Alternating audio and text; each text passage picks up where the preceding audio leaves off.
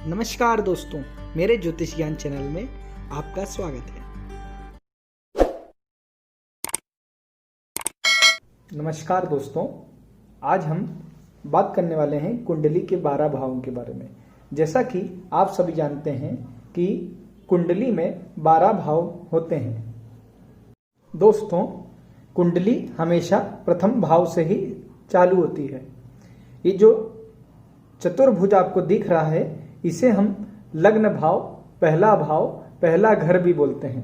पहले घर से हम व्यक्ति की शारीरिक बनावट, वो कैसा मोटा है, पतला है, टिंगना है, इससे हम पहले भाव से देखते हैं।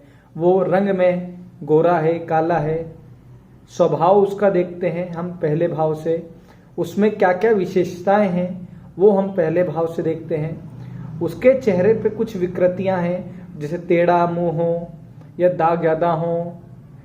इस पहले भाव से हम दिशा का भी बोध करते हैं कि दिशा पूर्व है, पश्चिम है, तो इस प्रथम भाव में पूर्व दिशा होती है। उस व्यक्ति की विनम्रता, उसके चरित्र की विशेषता और उसके मुख को हम पहले भाव से देखते हैं। दोस्तों अब आते हैं दूसरे भाव पर। दूसरे भाव से हम धन संचय देखते हैं, उसने कितना धन इकट्ठा करके रखा हुआ है। उसकी वाणी देखते हैं, जिस व्यक्ति का आप विश्लेषण कर रहे हैं उसकी वाणी देखते हैं, कठोर है, नम्र है।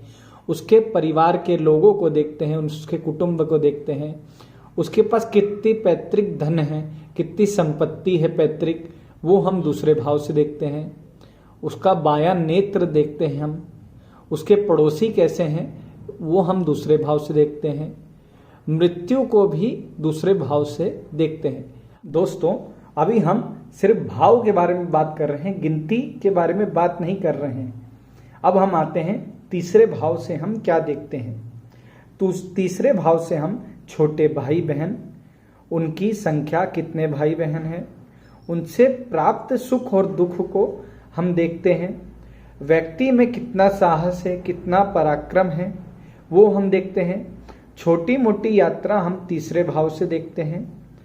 बाएं कान को हम तीसरे भाव से देखते हैं। दोस्तों अब हम अगले घर पे आते हैं, चौथे भाव पर। चौथे भाव को माता का भाव कहा गया है। इससे हम माता का पता लगाते हैं कि माता से व्यक्ति के संबंध कैसे हैं। माता से मिलने वाला सुख व्यक्ति के मन को, व्यक्ति की छाती को, या स्त्री हो तो उसके स्तन को, भूमि, भुजा, कितने वाहन है उसके पास कितनी भौतिक सुख सुविधा है, पसलियों को, व्यक्ति के दिल का हाल चौथे भाव से पता लगता है। उसके माता का हाल भी चौथे भाव से पता लगता है। उसका हृदय संवेदनशील है, कैसा है, कठोर है, वो भी चौथे भाव से हमें पता लगता है। अब आते हैं हम पांचवें स्थान पर। इसे संतान भाव भी कहा गया है।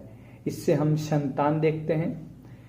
इससे हम पेट, पीठ, छाती के निचले भाग को देखते हैं। ये नानी का घर भी बोलते हैं इसे।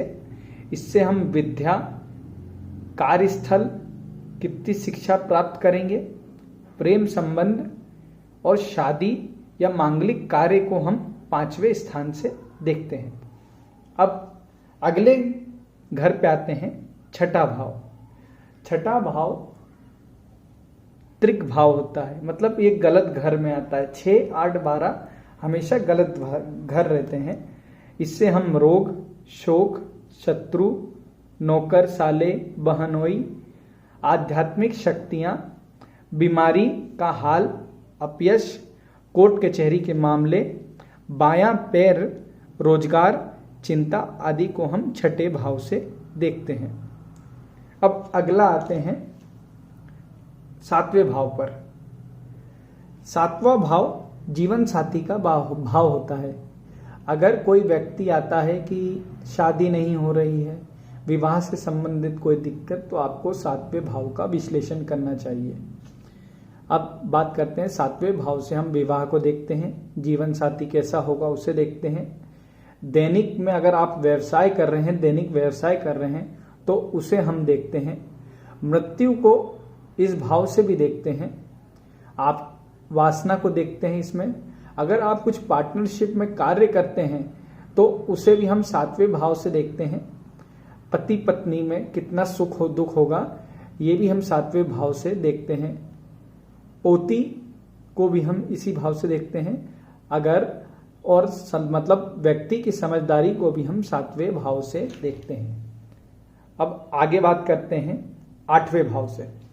8वां भाव भी त्रिक भाव है, मैंने आपको पहले ही बताया है।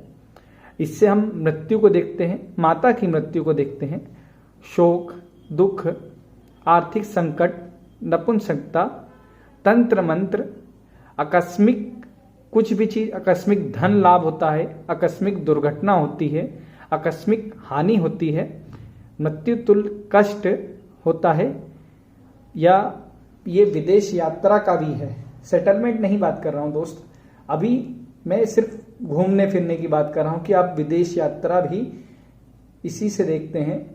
सामुद्रिक यात्रा मतलब समुद्र की यात्रा भी इसी से देखते हैं। दायां पैर इससे देखते हैं। ये 8वें भाव से हम देखते हैं। अब अगले भाव पर आते हैं 9वें भाव पे। इसे लंबी यात्रा का भाव भी कहा गया है। ये भाग्य भाव भी है, ये तीर्थ यात्रा का भाव भी है, ये आध्यात्मिक विकास का भी भाव है, ये गुरु का भाव है। इससे हम संन्यास भी देखते हैं, इससे हम पिता के कर्मों को भी देखते हैं। ये थी 10वें भाव की कुछ जानकारी। अब आगे चलते हैं। 9वें भाव की जानकारी थी, अब आते हैं 10वें भाव पर। 10वें भाव को हम कर्म भाव बोलते हैं। इससे हम जो व्यापार करते हैं वह व्यापार, पिता को देखते हैं, पिता के सुख को देखते हैं, रोजगार, खुद की कितनी प्रॉपर्टी, अधिकार अपना, कितना पद प्रतिष्ठा होगी, इससे सरकार से मिलने वाला पुरस्कार या दंड या मतलब या बेइज्जती, हानि, किसी भी प्रकार की अपयश, वो हम 10वें भाव से देखते हैं। अब आगे आते हैं। ये भाव इसका पूरक है। ये कर्म का भाव है, ये कर्म से मिलने वाले धन का भाव है। ये पिता के सुख का भाव है, ये पिता के मतलब जो पिताजी ने कमाया था उससे संचित धन कितना होगा वो 11वें भाव से देखते हैं। धन लाभ का भाव है, इससे जमाई को भी देखते हैं, बड़े भाई बहन को देखते हैं, मित्र को देखते हैं। ये इच्छा पूर्ति का भी स्थान है, इससे हम पार्टनरशिप भी देखते हैं। एक एकादश भाव, एक ये 7वें भाव से भी हम पार्टनरशिप को देखते हैं। अब आगे आते हैं 12वें भाव पर। 12वें भाव से हम व्यय, खर्चे, हानि, मृत्यु, विदेश में सेटलमेंट इसी से देखते हैं। सैया सुख को हम इसी से देखते हैं। हवाई यात्राओं को हम इसी से देखते हैं कि व्यक्ति जीवन में हवाई यात्रा कर पाएगा, कि विदेश में वो सेटलमेंट हो जाएगा। किसी भी चीज की लत को हम 12वें भाव से देखते हैं। जैसे किसी व्यक्ति को गुप्त बातों का पता पहले ही चल जाता है, वो भी हम 12वें भाव से ही देखते हैं।